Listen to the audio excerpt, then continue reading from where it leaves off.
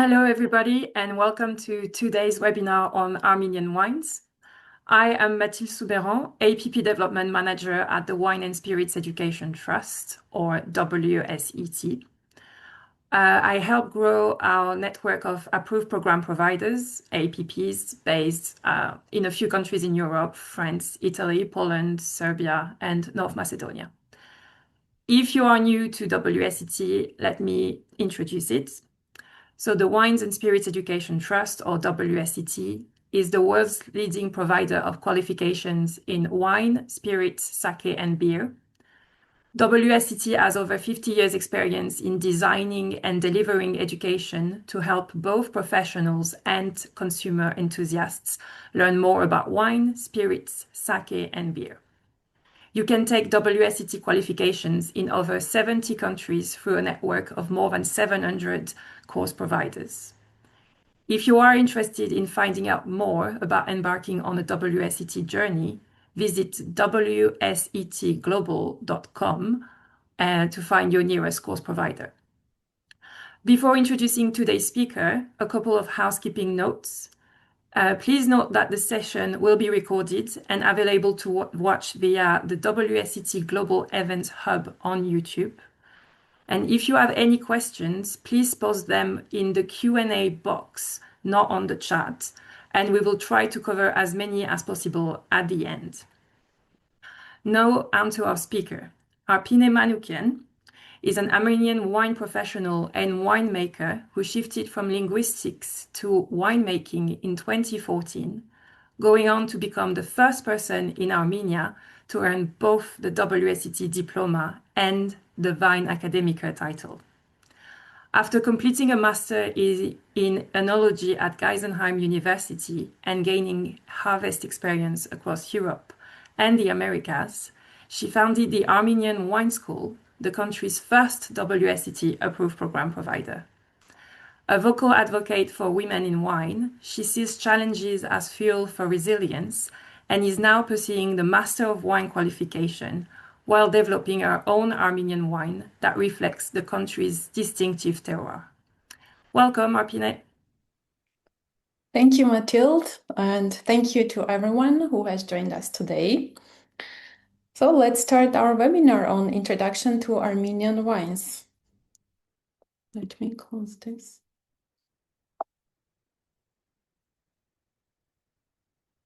Okay. So let's start. When we talk about Armenia and Armenian wine, we are not starting with a region or a grape variety, as we often do with other countries. Rather, we are starting at the very beginning of wine story, in the place I come from, the Armenian highlands. Armenia is widely recognized as part of the cradles of early viticulture, both through archaeological evidence, genetic research, and long-standing cultural narratives. You may already be familiar with Noah and Mount Ararat, which situates Armenia symbolically at the origin of wine culture. While this is a cultural narrative rather than scientific proof, it reflects how deeply wine is embedded in Armenian identity. From a scientific perspective, the evidence is very strong, though. Here, archaeologically, you can see that the most important discovery on the left picture, this is the RNE1 cave complex in Vayots Dzor region, which dates to around 4000 BC. This site includes a complete winemaking installation, a grape press, fermentation vessels, storage jars, and drinking cups. This is a clear evidence that wine here was already organized, intentional, and cultural. And this makes the oldest known winery in the world discovered to date. Similarly, on the right picture, we can see the Karmir Blur, which is an archaeological complex near Yerevan, the capital of Armenia, which dates nearly 650 BC.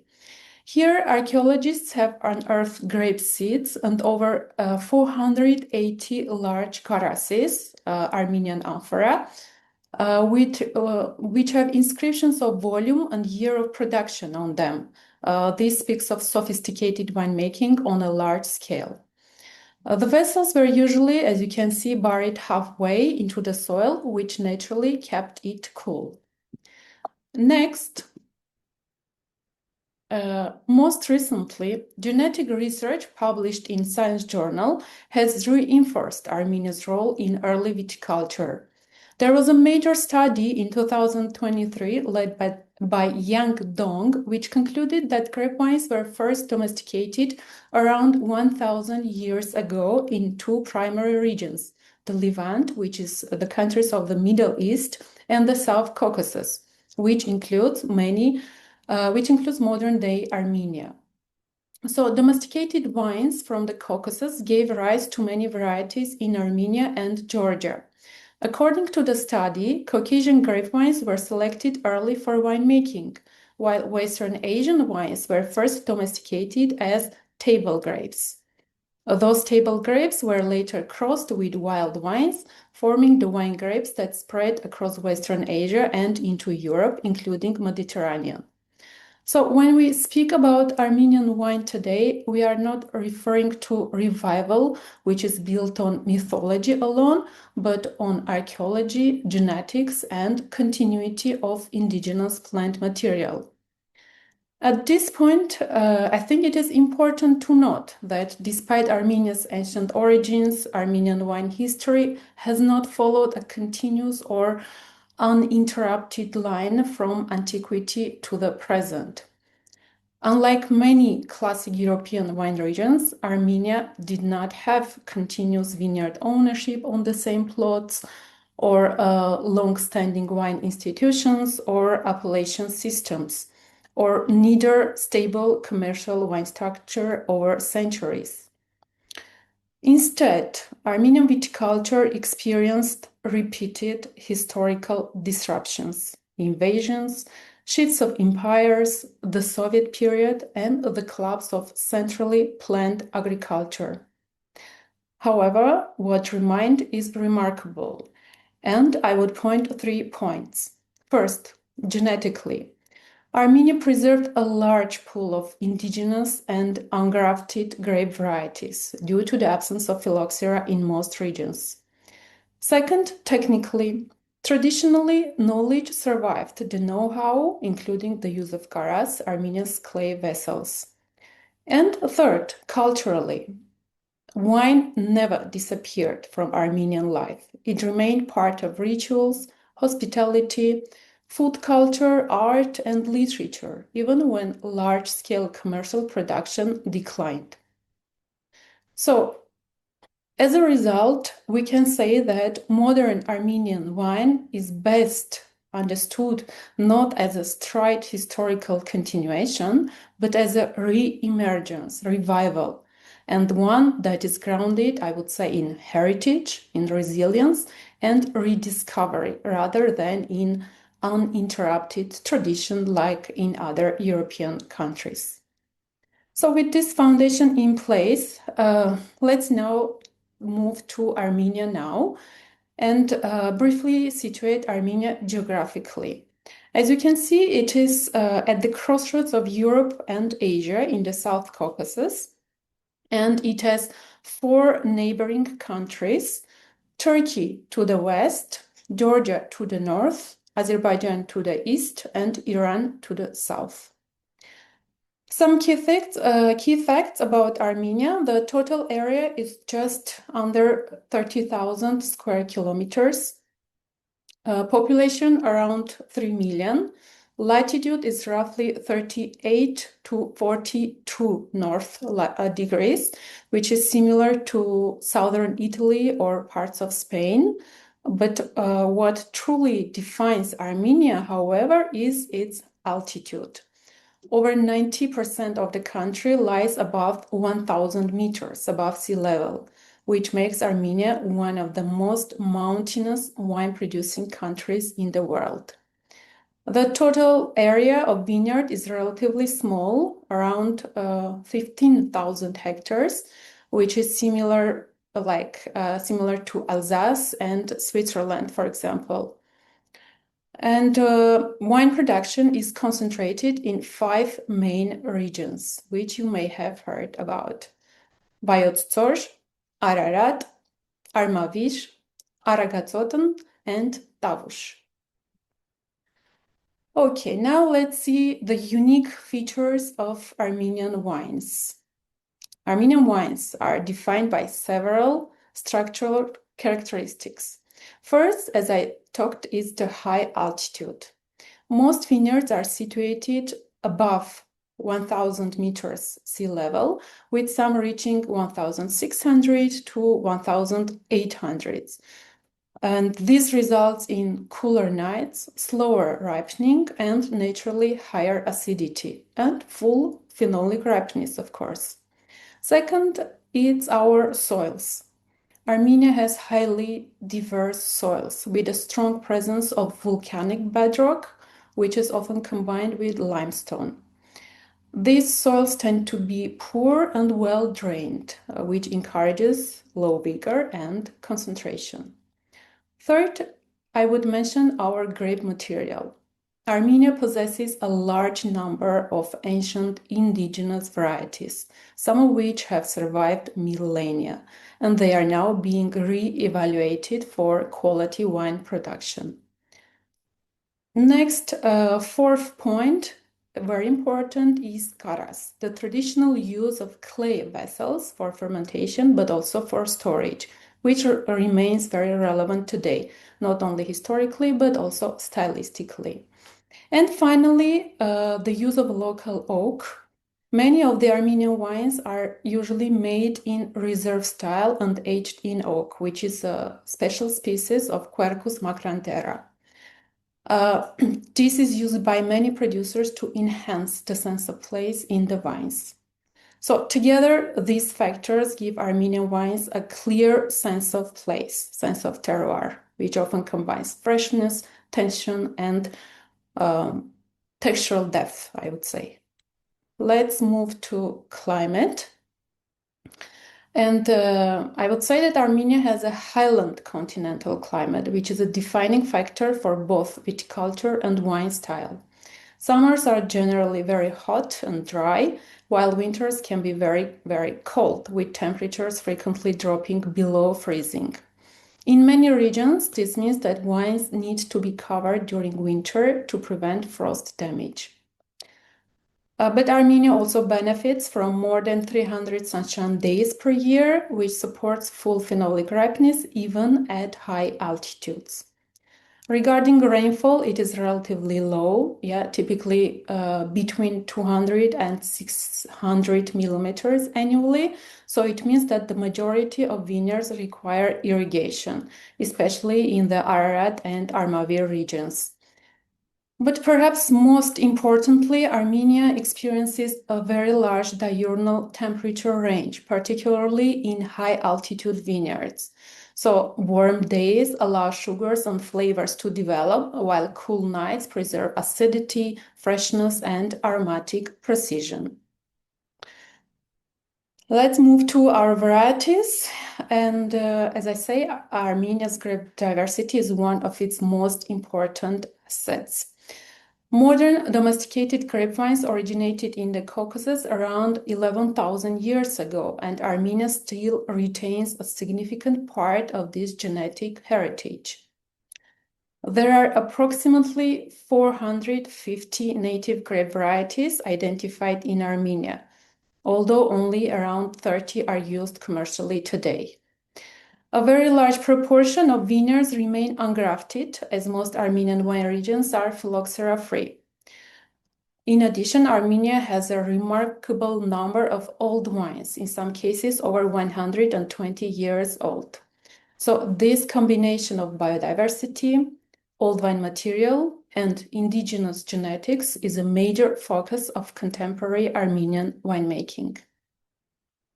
And speaking of varieties, we will today talk about the most important ones, and we will, of course, start with Areni. Areni is one of Armenia's most important indigenous red grape varieties, and it is native to Vayots Dzor region. It is mid-budding and mid to late ripening with moderate yields. The berries are thick-skinned, though not so high in tannins or anthocyanins. And the grape is naturally very resistant to diseases, to frost, and to drought, which is a key advantage in Armenia's continental climate. Armenia is highly versatile and it can be used to produce sparkling wines, light-bodied, fresh reds, or oak-aged and reserve styles, and even occasionally it is used in fortified wines.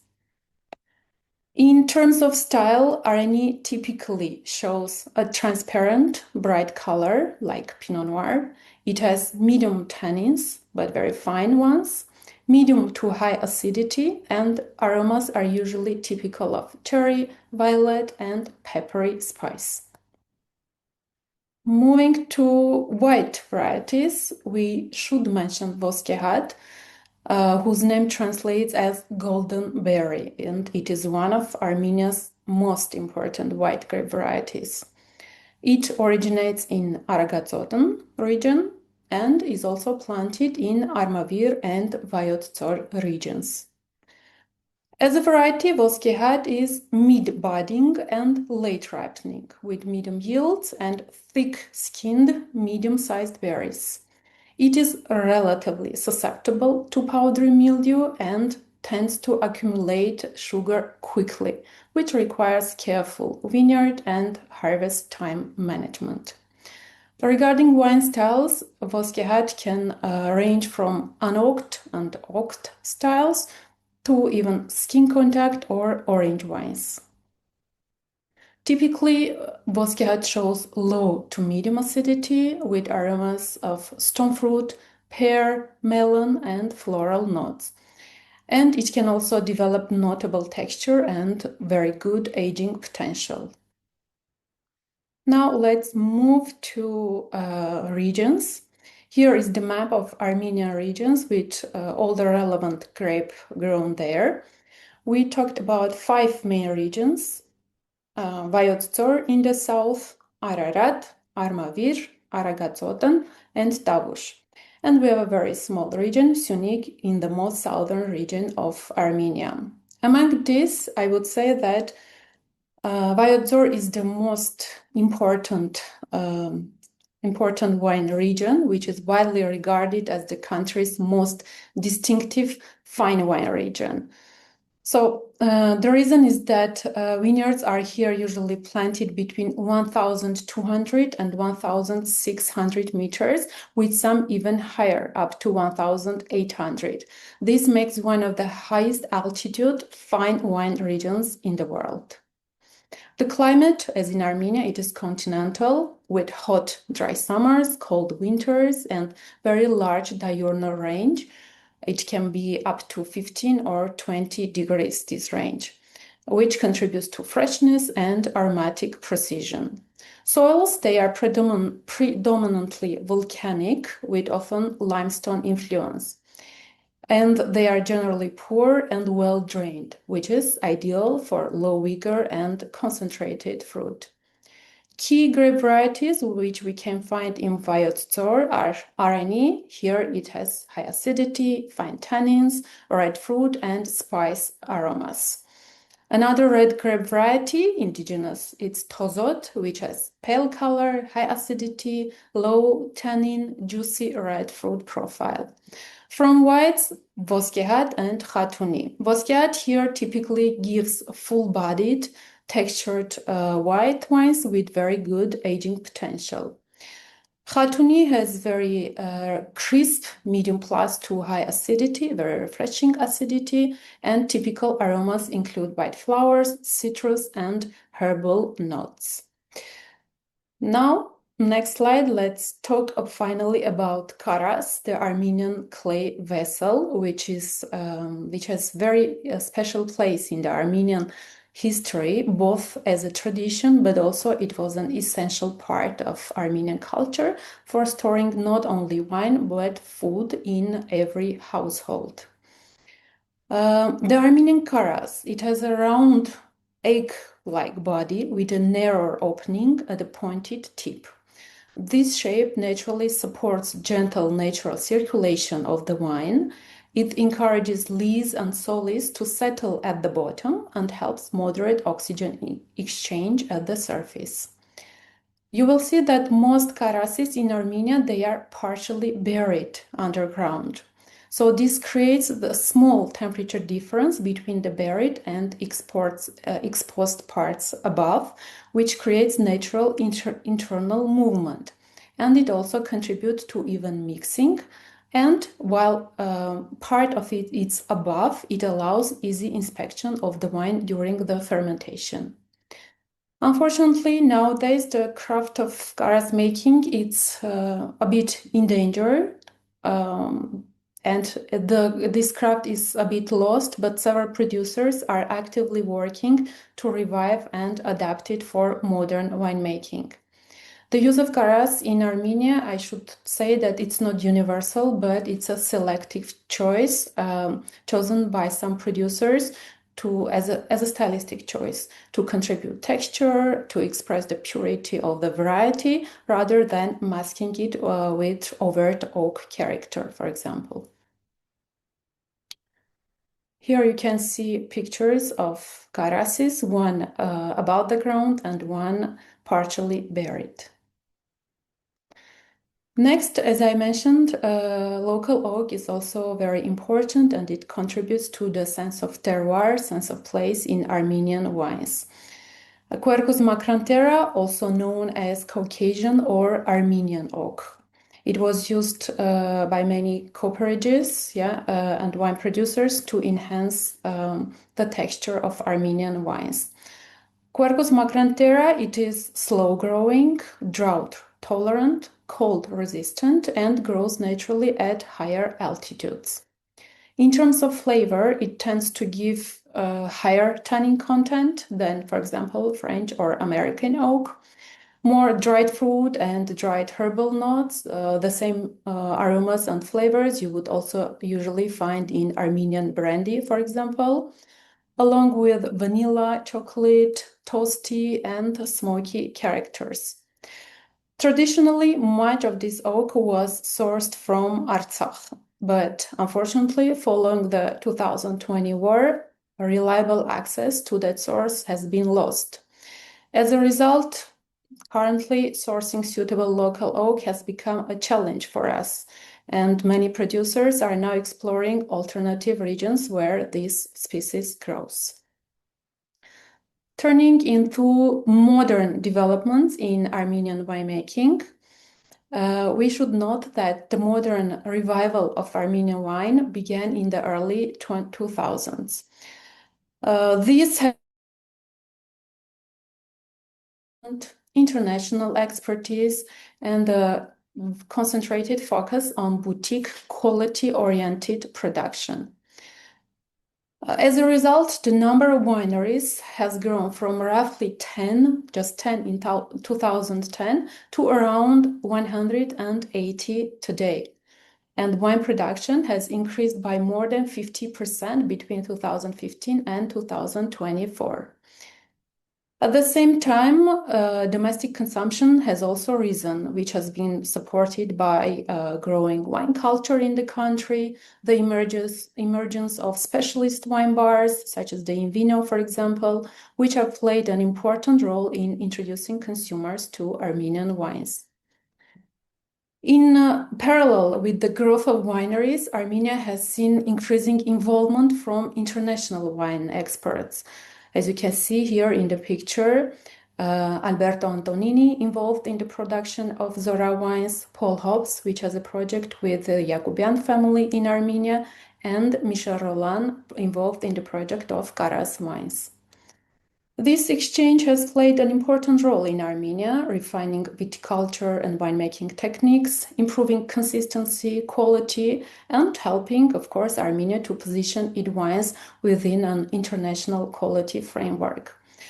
And rather than replacing local traditions, this expertise has largely focused on interpreting indigenous varieties and high-altitude sites through a modern quality lens.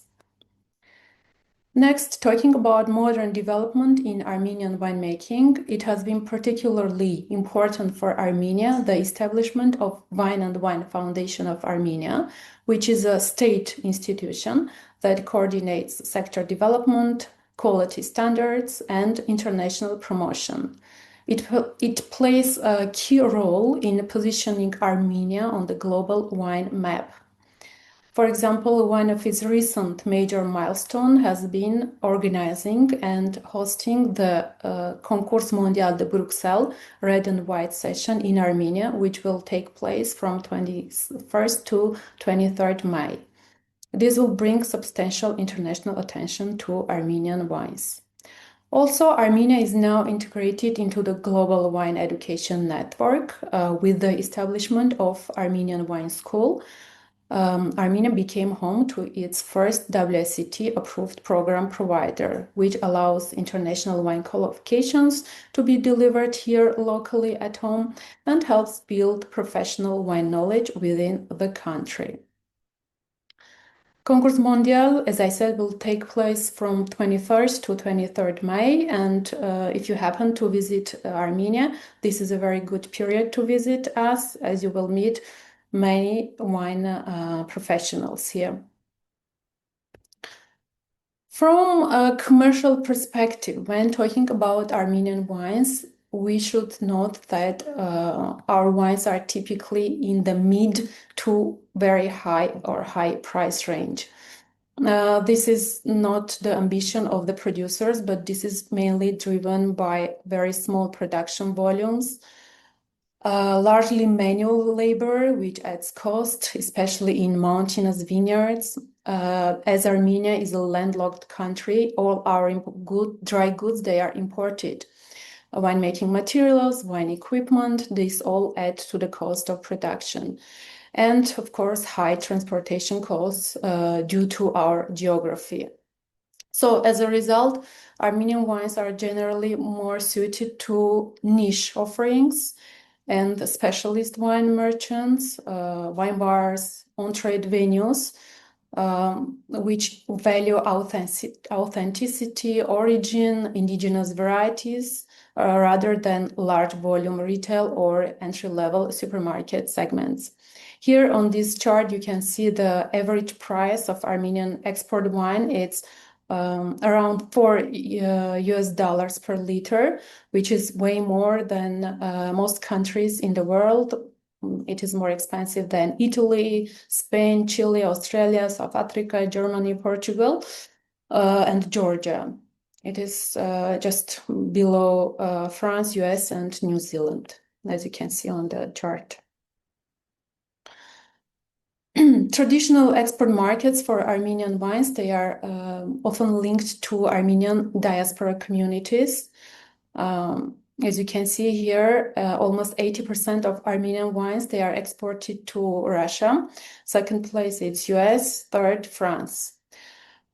However, many producers are now trying to diversify their export markets and now include parts of Western and Central Europe, as well as China, among others. In terms of domestic consumption and investment in Armenian viticulture and winemaking, we can see here a very steady increase over recent years. This growth has been supported by, as I said, rising domestic interest in wine, improved quality and the diversity of local wine, and increased investment in viticulture and winemaking. In terms of investment between 2016 and 2023, there has been almost 12-fold investment, which underlines confidence in Armenia's long-term wine potential. Another advantage and strength for Armenian wines is the potential of the country as a tourism destination. Armenia is now among the fastest growing tourism destinations in the region, and wine, of course, plays a very important and visible role in this growth. Key assets include wine routes such as the Vayots Dzor wine route, wine museums, such as the one in Sasunik village in Aragazotan, and major wine events, festivals, like Yerevan Wine Days, which usually takes place in June, and Armenian Wine Festival. These experiences help connect history, landscape, and contemporary wine culture. So, to conclude our webinar on Armenian wines, let's summarize that Armenia today is defined by a rare combination of ancient origins supported by science, archaeology, genetics, high altitude continental terroirs, our indigenous grape varieties, and the modern revival, reemergence, which is focused on quality rather than quantity. Yes, Armenia is a small country, we are a small nation, but we have a distinctive voice in the global wine landscape. Thank you for your attention, and now I will be happy to take your questions. Thank you so much, Arpine, for this comprehensive view of Armenian wines. We do have a few questions, and yeah, we won't be able to answer all of them, but I'm going to start with how is climate change affecting vineyards locations and grape choice in Armenia? Climate change is indeed affecting our the sites where new vineyards are being planted. Nowadays, we see vineyards going as high as 2,000 meters above sea level, and grape choice, which was traditionally dominated by white varieties for brandy and for high yielding, we see more toward varieties which can retain their acidity despite the climate change. Right, thank you. And it's kind of linked to these questions, but what would you say is the biggest or some of the challenges of Armenian wine and wine producers at the moment? I would say the geography of Armenia, which is a landlocked country, as I mentioned. We incur many high expensive production costs and high transportation costs, which hinders the growth of export of our wines. Thank you. We've had quite a few questions on Karas, but can you tell us what the difference is between Karas, sorry for my pronunciation, Kveri, and Turkish Küps? The main difference, as I mentioned, is the shape of Armenian Karas, which has a pointed tip. It has this round body, which is the same, and the opening. But maybe the most difference will be that it is partially buried underground. So when it is partially buried underground, we have one part of it that is above the ground, which allows the producers to inspect the fermentation process better. And also this creates a natural small difference of temperature between the part that is under the ground and the part that is up above the ground. And because of this temperature difference, there is a natural mixing of wine inside, which keeps it in suspension. And the macro-oxygenation, it's slower than if it was above the ground totally. Perfect. Thank you. Are there any international grape varieties grown in Armenia? And if yes, which ones are the most grown? Yes, there are. Especially we have international varieties grown in Armavir region, mainly Syrah, Malbec, Sauvignon Blanc, Cabernet Sauvignon, Montepulciano, and yeah, many others. Thank you. Let me just check. Quite a lot of questions on people asking for tourism tips, but I'm not sure that's the right place just now. Are there big differences between vintages?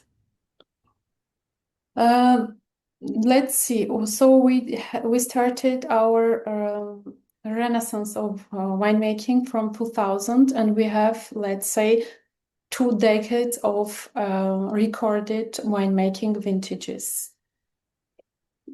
I don't know if this is a long enough date to say that there are. Yeah, we are now Okay, just witnessing this. Yes. great. And I saw something about, yes, what is the role of Armenian diaspora in the wine industry and the wine tourism development? Do you have any comments on that? So as I mentioned, the investment from the Armenians coming from diaspora has been very significant in the revival of Armenian winemaking. Winemakers, investors who had lived abroad but had this vision of coming back to their homeland and making wine in Armenia. It has shaped modern Armenian winemaking. And in terms of wine consumption, those countries that have a big Armenian diaspora, it is easier for them to be familiar with Armenian wines and easier for wine importers to market their wine to these communities. Perfect, thank you. I think all the questions I can see are quite specific to, different markets. Where can I find Armenian wine here, Armenian there, Armenian wine there? Don't think you can answer all of these. So Ask I would, your local distributors, local merchants. Yeah, you can also send us an email about where to find Armenian wines. And if you had any questions about visiting Armenia, tourism tips, feel free to send us emails. Perfect.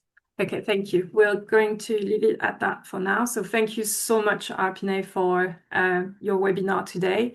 And thank you everyone for watching. Please complete the feedback poll, which will come up on your screen. And remember that the recording of this session will be available to watch on the WSET Events Hub on YouTube, where you can catch up on all of our previous webinars as well. And to find out more and sign up for our wine, spirits, sake, and beer qualification, you can visit our Where to Study page at wsetglobal.com. Thank you so much, Arpine. Thank you, everyone. Thank you. Thank you, everyone. Have a good day.